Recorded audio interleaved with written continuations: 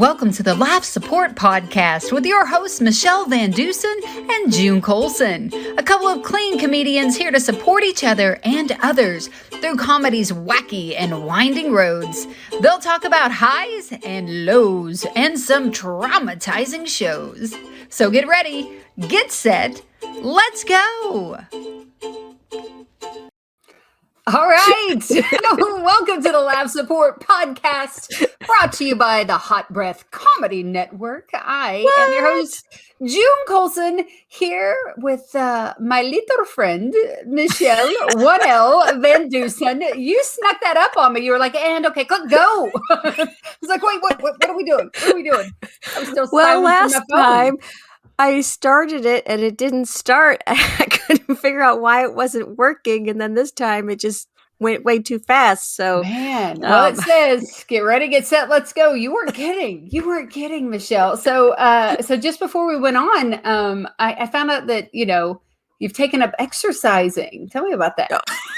What are you doing? What are you doing? You just have to know that Michele is, she's pretty anti-exercise. She's not a big fan, and then suddenly she tells me she's been working out. So what was happening?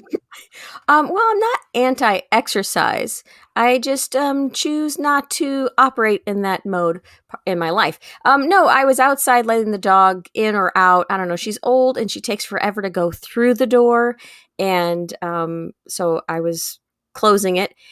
And as I closed it, a spider landed on me, and it wasn't just one of those typical tiny little daddy long leg spider, no big deal. No, this was like a fuzzy, furry, jumping spider. And I don't know if it was already on my head, then went onto my hand. I don't know. But I did some dance moves and things I haven't done since college. Please tell me you have the Ring doorbell camera. That would be fantastic.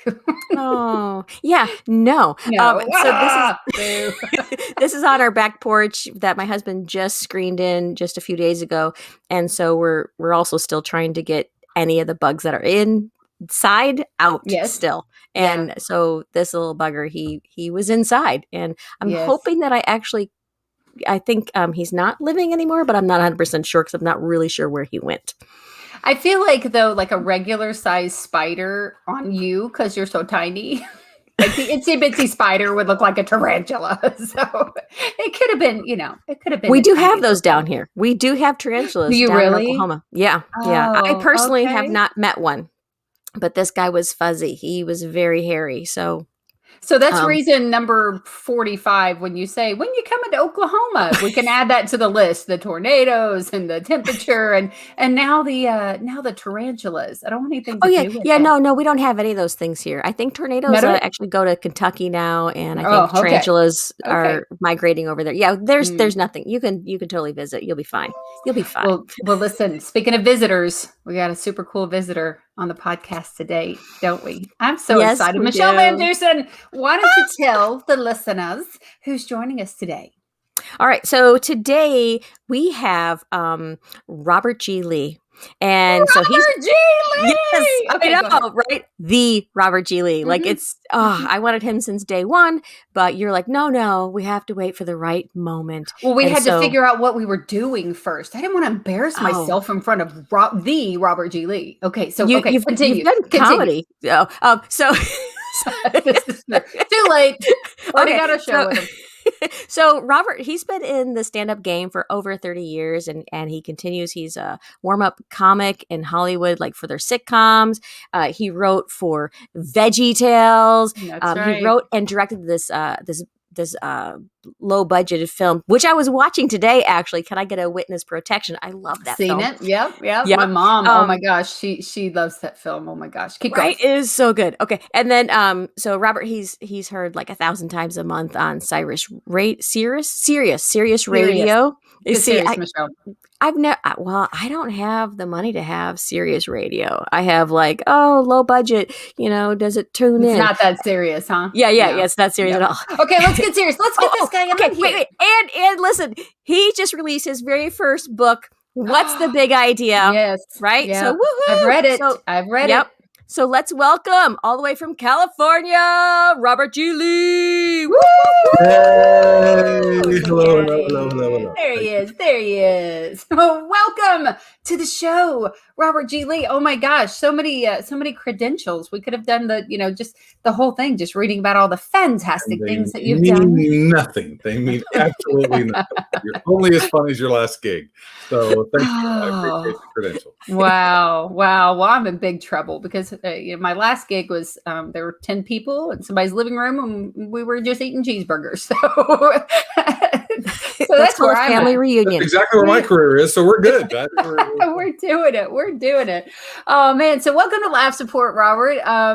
It's basically a podcast where we kind of talk to people about who's been their laugh support. We try to go way back and think about, the beginning of your career when you began doing comedy. And we wondered if you, as you think about that, is there anybody that comes to mind that potentially was supportive to you as you began your journey? Well, no, it's a very good question, and I may have intimated earlier that the answer is no one. There are a few. Oh, I froze. Oh, there I am. Nope, I'm periodically freezing. Gosh, We darn. can hear you Yeah. for So sure. is that all we care about? Well, all right. I will continue with this regardless of freezing. To answer your question, I'll speak slowly so when I freeze Okay. it won't matter. There you go. There you go. Slow motion. I have to give hands down to my wife. My wife has always supported me through thick and thin, and I can't really understand why. She's always been very.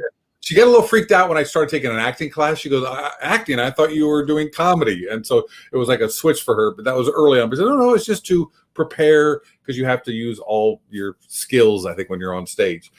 So it was a very lonely profession. I was in clubs. Nobody cared about me, and I was just emceeing. And I had the owner was nice and some nice people, and I got some comedy friends, but no, not really anybody. And it wasn't until Paul Aldrich, who's a singer comedian, I was performing at a church opening for Donna Summer, and he basically came up and asked me for a date. He says, I'd like to go out to lunch with you. And so that started probably a 30-year friendship with Paul Aldrich. He's my oldest friend in the comedy game. We commiserate. We get together all the time.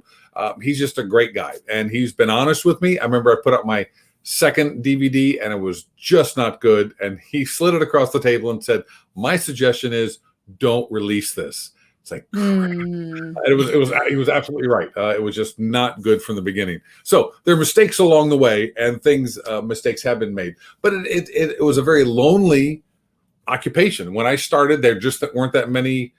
I'm considered a clean Christian comedian. There weren't that many what you would call Christian comedians. I left the comedy scene as far as doing clubs back in the early 90s. And for me, it was a huge leap of faith that I'm going to go out there and I'm going to do what God wants me to do. And I did not have any knowledge that I was going to make any money at all. And that's when I found my people. I found, people who go to church just want to hear clean comedy. And so they want to hear, people from kids to grandparents, they all came to the same place. And I found I could really, because in the clubs, I wasn't developing material because they were just all single 20-somethings and they couldn't relate to me, a married guy with 2 kids at all. So when I left the club, started doing churches, that's when it really blossomed. But I had nobody. Shonda Pierce was doing it, and I did a radio show and I played some of her clips. Mark Lowry was doing it, and Paul Aldrich was doing it, and Ken Davis, and that's about where the list stops. That's when CCA was formed, the Christian Comedy Association, and it was with the express purpose of lonely people on the road who are doing the same thing, get together and share experiences. So from that time, it's been very interesting to look at comedy with other supporters along the way. It's like, you young kids, you've got people who are supporting you. You've got people who are teaching you the craft. But I did not have that coming up. So it was, and that loneliness has kind of stayed. It really hasn't left because when you hit a certain stage, people don't think they can support you. So, and by that I mean, unless they're if haven't been doing it as long as you have, they feel insecure. I don't know what it is. So I do have some friends in stand-up comedy. I just got back from a writing lunch with Nazareth. Friends with Josh Novi before he moved away. Still Paul Aldrich. I've got a writers group that I get together with. but it's just very hard to support one another in finding gigs, so I just see, oh, this comedian's got all these gigs and this comedian's got all those gigs, and I've been told by certain comedians, wow, you really influenced me. He says, oh, good, you've passed me and I have no gigs, but you are doing very well. But to get to what I'm guessing is going to be the tail end of your question about now, I got to the point recently where I said, you know what, God, you're going to have to take care of the money. I'm through worrying about it. I'm still going to work on my little plot of land. I'm going to work on my material. I'm going to hoe. I'm going to irrigate. I'm going to do what I can. And you're going to have to bring it in. And I'm just going to help other people. And it's not because I'm dying to be altruistic, but I know what it was like when I was coming up and I didn't have any help. So I started teaching a comedy class about 6 months ago. Michele took that. And then but that people had to pay for because my wife wouldn't let me do it for free. But then I started doing, okay, let's do a writer's room and let's see who shows up. So about 20 people a week show up, and you guys have both been there. And it's just very short, 8 minutes, do your bit. But it's like hopefully a positive open mics where you can try your material, because there's no place to do that. So I don't know how that's going to grow or what's going to happen. But I've done enough teaching at CCA where people just really didn't grasp it or know what the purpose of the craft was. And I love the craft, and I want people that good enough never is. And if there's one lesson to learn, it's that never stop writing. I did a fundraiser for Salvation Army last night, and I did well. I didn't bomb. I wrote some material for him, and I might be able to use it in the future. But there was one lady who was hilarious. She's been doing it about 30 years. Like, she's got some kick butt comedy. Everything was bam, bam, bam, bam. And I got up there, and there were a couple lines where it's like, oh, I'm rusty. I forgot that setup. Oh, I didn't quite do that the way I wanted it. So it's like, oh, in comparison, she was better. She was really, really good. And when you watch the pros, you go, okay, that's my competition. I have to be as good as that. And the only way you get it is by iron sharpening iron. And that's why you have to just keep working on your set, your craft, the writing. Because if there's a mediocre joke, get rid of it, write another one. So that's my deal. Well, I had the opportunity recently to do a show. Michele, I know you know that with Robert and Paul Aldridge. Doesn't live real far from me in Kentucky, and so with Robert in town from California, Paul came, and as you were talking about him, I was thinking about as you were on stage and you were doing your set, Paul had a notebook out. And he was in the back and he was listening to, because there was new material. I know you guys had discussed that you were going to try some new things. And then, but there was Paul, like, he was listening, he was enjoying, but he was also, brainstorming, writing and ready. And then when we had dinner afterwards, he was, ready to go, oh, okay, this is what I thought. And then you should, and you're right. Like, when I started this journey, it was extremely lonely. I had no idea. Well, there's not exactly a big comedy scene in Bowling Green, Kentucky.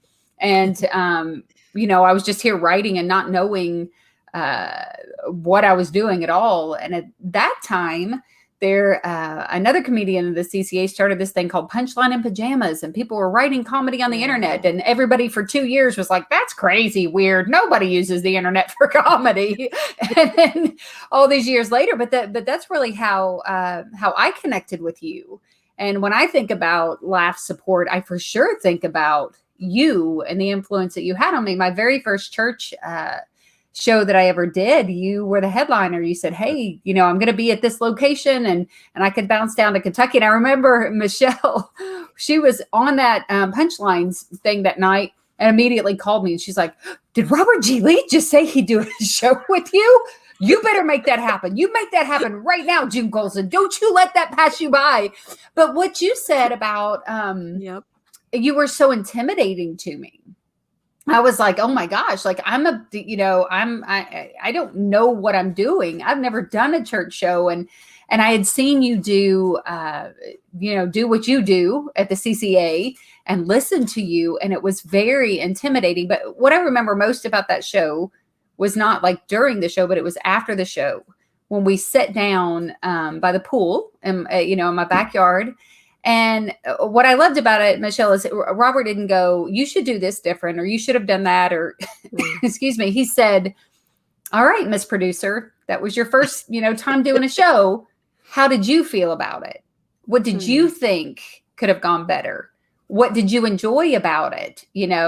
And then he started giving me just these nuggets of wisdom, but didn't plow me over and say, oh my gosh, why did you do, and he allowed me to really step outside of myself for a second and process, the things that were going on. So I can totally see, how you have that heart to invest in other people. And what about you, Michele? I know you've had positive experiences, Robert. When we talk about you, man, it's just all good, isn't it, Michele? Well, what I'm hearing is just you're saying that Robert allowed you to process, where I just like, no, June, don't do that. Like, it's nice that, you have someone else going, how do you feel about that? I'm like, no, never. Yeah. You can tell who's married to like a counselor, not me. Yes. That's what I was thinking. As you said, I thought, little something from that wife may have rubbed off on him there. Probably. What was the question? Well, I know you were talking about just your experience and being able to observe Robert, and then you've taken his writing course and stuff. So tell us about that. You used the word that you said that Robert was intimidating to you. And I think it's because he's really smart, like really, really smart. And I loved your, Robert, I loved your writing course, but I gotta be honest, it was so hard for me because I'm having the stage of my life right now. I am not paying attention like I should. And I know, like you just said, never stop writing. And so I keep writing, but I don't go back and edit.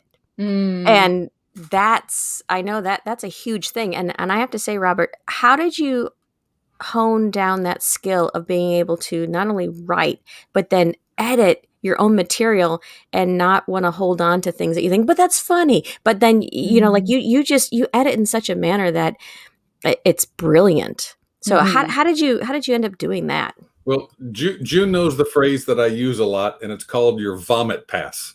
And that's the first pass is just you get it all out. Blah. You do it. And so that's a Hollywood term.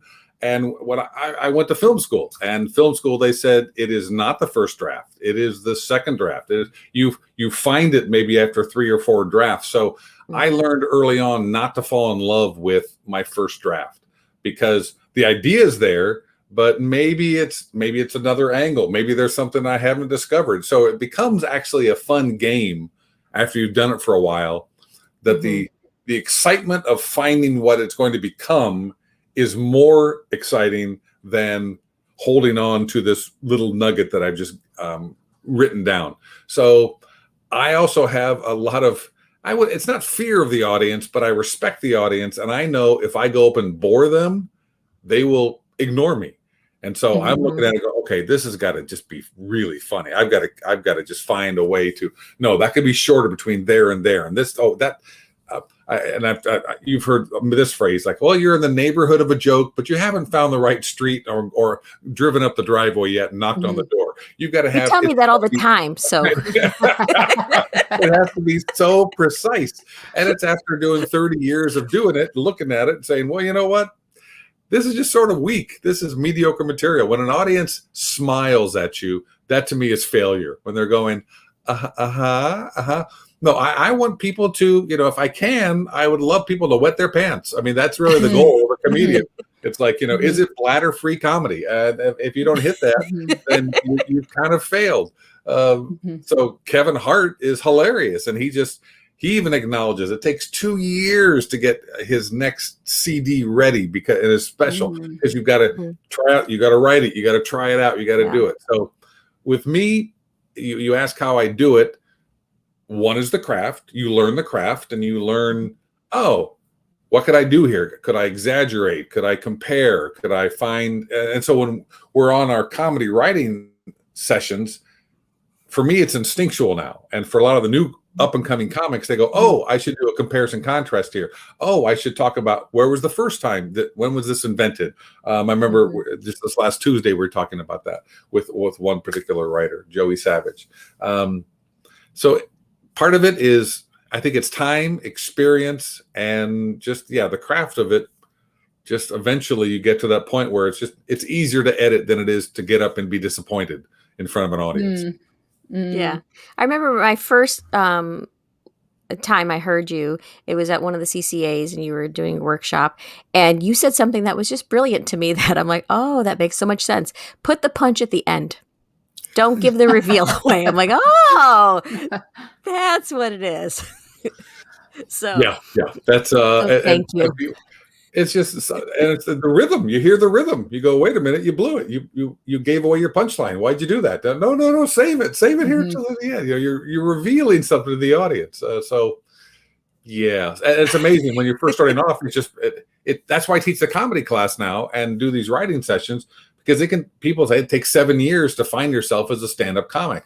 But if you have a mentor, someone who can show you the ropes and maybe show you a couple shortcuts, you can cut that down by a couple years. And it's just, all right, why wouldn't you do that? So I'm happy to do that, and it's fun to do it. And I'm at the stage of my life where I know people are going to pass me, and they have already passed me. So I might as well just say, fine, I'm going to do what I'm going to do my little plot of land. I'm going to help as many people as I can. Yeah, nice. I think too, like we can also get, like myself right now, it takes so long to get that material developed. But then I also find myself just like hanging in there with that piece and not, like staying on that safety, net where it's like, well, this works, and being afraid to sprinkle in something different. Because I almost think for me, each opportunity, it's like, I'm not doing well. When COVID hit and people are like, they were so rusty, because they hadn't done a show in like 6 months. And I'm like, that's my regular schedule. Like, I'm not rusty. This is normally how it is for me. But, each time I do have that kind of fear of stepping out and doing something different. But any opportunity I've had to write with you or whatever, you do spot that stuff so quick, because we can be so close to our material. We don't realize, oh, I just needed to flip that. That's I didn't see that. And for sure, what you're doing now, it's the definition of laugh support. You're reaching out to comedians. What I've noticed in the writing group, it doesn't matter if that person is writing their joke for the first time, or it's someone like Michele who's been writing, for 10 years or so. Like, everybody feels we're on the same level in there. It's all just material that we're trying to work out with each other. And there's no like, it doesn't matter, who's in there. So do you think that because of this experience that you had starting out, it's just driven you more and more to reach out to people like myself and to do these things for other people?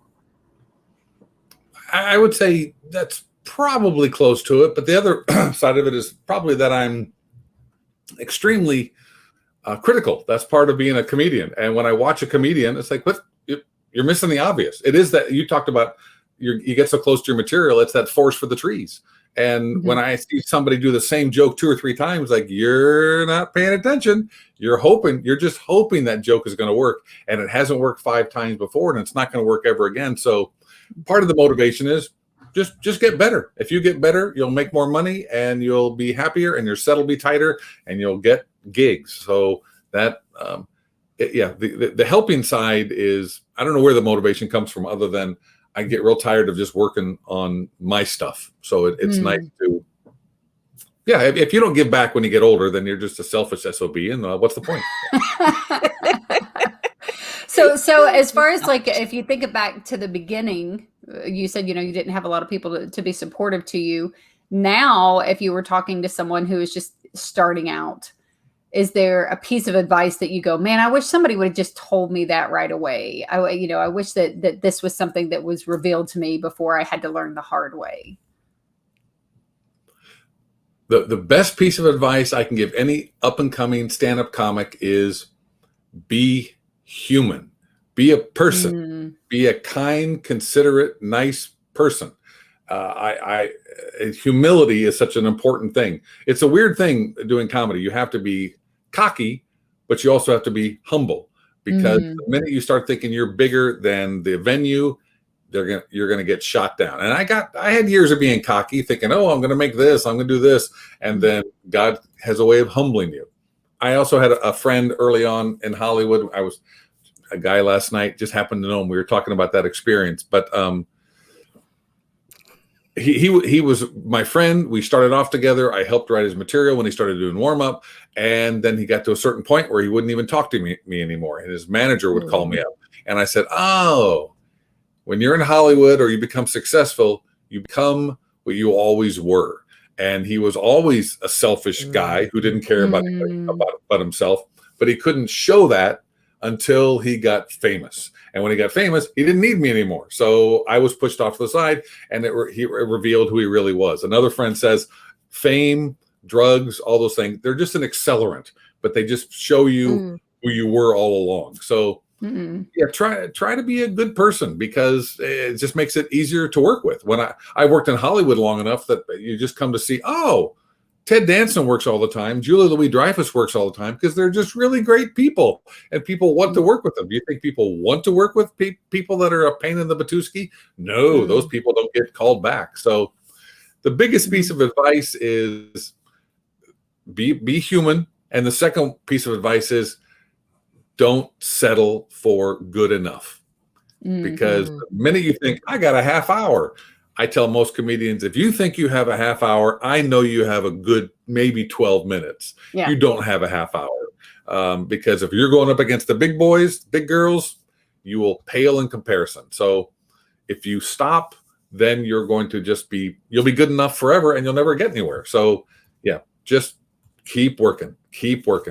That's what I mean. It's kind of fun. It's pain. It's a pain. It is, but it's also kind of fun. Like today, I had two different groups that worked on one a phone session and one a lunch, and I'll work on my material, and I'll do just a 10-minute set at a club on Saturday, and then I'll do a 35-minute set next week. And it's like, all right, I've got to rewrite this, I've got to reorder it, I've got to work it. So you'd think when I get to this stage, I could coast. Nope, I'm working on my next CD, and it's got to be better than anything I've done, because I can see my career, how it went, and where it's weak is when I wasn't really working hard. And if you're working hard at your material, somehow people talk about it because they see you and they go, oh, that's all new stuff. That's great. That's really fun. And then that spurs something else. Anyway, there's an energy that goes along with it. That's really neat. So during your career, have you like traveled, because I know that you're based in California and you do all the Hollywood stuff like that, but do you do a lot of touring? And when you tour, the reason do you bring along an opener, or do you just take whatever's happening in that town? Yeah, I've never had the kind of name where I'd have an opener. I always tell my wife, I'm huge in small cities because they can't afford the big comedians. So if I do a crisis pregnancy center or a small church, it's like, oh, this guy works in Hollywood, and it seems to go over better. Whereas the big cities, they go, we've got Shonda Pierce, we've got really funny people, we got Hawkins coming through. So no, I do tour, but the reason when I started doing the TV warm up was that it kept me in town, and I had two kids and a marriage, and I didn't want to be on the road with comedians that I didn't know in a condo for 5 days of the week. And I was like, that would have been death to me. I would have hated it. Some people really hone their chops that way. I honed ad-libbing and being comfortable in front of an audience. That's what I did for 30 years. So I would work that on Tuesdays, sometimes Fridays, sometimes Thursdays, and then squeeze in a church or a crisis pregnancy center whenever I could. And that was great. Now, right now, there's no TV production, and gigs are coming back slowly. But I mean, as far as the ups and downs of a career, I pretty much abdicated my career and let it go because I worked in a church. I took a job as the part-time drama director 20 years ago, and I stayed with that for 16 years. And I made some great friends. That's where I did my movie. It was a wonderful time, but I also stepped out of doing those gigs. And when you do that, people forget who you are. So I'm now at the point where, I have to reinvent myself. So there's a negative to it and there's a positive to it. The thing is, I'm reinvigorated. I'm not tired of stand-up anymore. I was really bored. That's one of the reasons I took this church job. It's like, it's just the same old. But now it's, all right, this is great. This is my last stretch for my career. It's writing books and doing stand-up. So yeah, I'm looking to get back on the road. And I'm that guy that, all right, I'll drive down to San Diego. Okay, I'll fly out to New Mexico for one day. Okay, I'll go to Kingman, Arizona. Yeah, well, you have a gig, I will go to it, because humility is part of the school of hard knocks, and you watch other people, you see what people like, you see what the young audiences want, and it's a learning experience. So I am definitely in the process of reinventing myself for the last phase of my career. And so I'm doing videos on YouTube, and I'm going on the road, and I look up at God going, I'm doing the work. I don't know what you want. When you get on Facebook, which is the definition of envy, you see all these comedians who's like, oh my gosh, look at all their gigs. Oh my gosh, look at all those gigs. What do I have? I've got one there. I got one over there. I got, so that's fine. Well, if you want to pad it, you got to put in you're having lunch with Nazareth, or you're having, a phone call here, or, and just so this should have been a gig. I should have put this down as yes, you should have. Yeah. And then it would have been nice. It would have been nice because then you would have Michele throws more than me. But that, I think, you said you're reinventing yourself. So you have a dry bar coming out, correct? Right. It's out. It is out, but although I'm going to go back to them and say, you haven't released this, or this, and why don't you put it out? Because it's almost paid for. Because I can't do a second special until I pay off the first special. Because every time you make any money or a certain amount of views, you pay down the amount of money that you have to agree to. It costs like $13,000. That's the little secret of Dry Bar. And so we had a good audience, but not a great audience. And I want to go back. I want to wait for lightning to strike, because when you get that great crowd, so I've got new material and old material, I can combine it. So I'm really looking forward to another Dry Bar special, because it's good, but it's not great. And it was just one of those, oh, too bad. So I have a little disappointment with that, which is just good grief. People who don't have a Dry Bar special, and here I am complaining about my first one. Yeah. But you see the Jeff Allen specials and the Bob Smiley, go, okay, I really want to go back another time. So well, I think it was really good. It was really good. It definitely our listeners need to check it out. It's on Dry Bar. What's the name of this special? Your Dry Bar special? It's called Laughter Still Legal. So that's what the Laughter Still Legal. So people need to be listening to it so we can get another one. And because if you don't think that's good, I can't imagine what you're gonna bring out there the next time, because I thought it was really well done. So it was pretty awesome. So before we let you go, Michele has robertglee.com. Also, Michele, hold that book back up. Tell us the name of the book that you have out right now, Robert. Well, this is called What's the Big Idea? And it is the intersection of faith and science coming together. And I'm trying to use it's from a smart Alex perspective, trying to show that maybe science and faith aren't that far apart in their conclusions and all things. So it's kind of like a Dave Barry. If Dave Barry had a theology book, that's what this would be. So I had a lot of fun with it. I really enjoyed writing it, and God will do what God wants to do with it. Yeah, I think it's excellent. I got to be a part of the process in the beginning and read the original version, and then purchased the book, bought it for my mom. It's been huge in her life, and it just blows it so much of it. Just literally, the cover is perfect for it. It blows your mind. It just blows your mind. Some of the things as a believer. So I can't imagine non-believers getting a hold of this book, because it's fantastic. There it is. There's the light bulb. But it looks like Michele hasn't finished the entire thing. It looks like she's somewhere in around the first chapter. I don't know where this is a little farther in than the first chapter. A little bit. It's because, you're coming out. I'm like, let me move this from here to here. Okay. Oh, yeah. Yeah. Well, because what I love about your book is you have all these fun facts. And wait, say that again. The podcast, you froze. Oh, you have a bunch of fun and you facts. froze during a compliment. You got to repeat that. Yeah, you got to say it. You didn't freeze. He just wants to hear it again. It's excellent. There are fun facts. It's a great read. And it's not written. It's, even though Michele is so tiny, it's not written over your head, right, Michele? It's not written.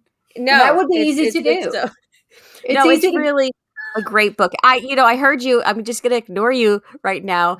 But thank you, June Colson, for saying it's over my head. I already said that Robert's class was way harder for me than others, but whatever. It's okay. It's okay.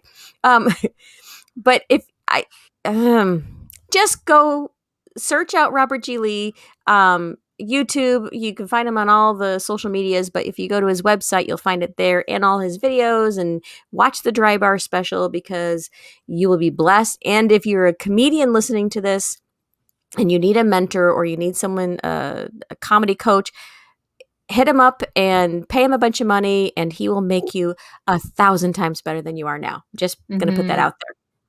You are. Robert, is there anything before we let you go anything else that you need to promote? Anything you got coming up that you'd like to share with us? I am doing I'm doing a video every single week on my book, What's the Big Idea? Yes. I'm starting a new one on Fridays. That'll be on YouTube and Facebook and Twitter and LinkedIn, all that. It's just called Robert G.Lee Funny. And I said, you know what, let's because we haven't been out for a long time. I just wanted to put out something funny every single week. And so it's some new, mostly new stand-up, but some old. And people said, well, why don't you just release some of your old tapes? They go, no, you don't have to understand. The old tapes, I have a Bill Cosby sweater and a mullet. So you don't want to see me back. So like, we do, though, but we do have that. Oh, no. But that's kind of fun. So every Friday morning, I'll be releasing new stand-up comedy that I've been writing over, that I'm getting ready for my next CD, and it's just Robert G.Lee Funny. And I started off with the updated Wizard of Oz last week, and then I'll just keep building on that. So that's kind of fun. I enjoy just the creative process is just in me. I can't get away from it. So I like that. Awesome, Michele. It's been a great interview with our friend Robert, hasn't it? Yes, thank you so much, Robert G.Lee. Thank you. Robert G.Lee. We appreciate you being on here, friends. That is it for this episode of Laugh Support. I'm June Colson with my friend. Oh, now do I say it? Michele VanDusen. You say it now, Michele. Michele VanDusen. Jesus and June Bug loves you.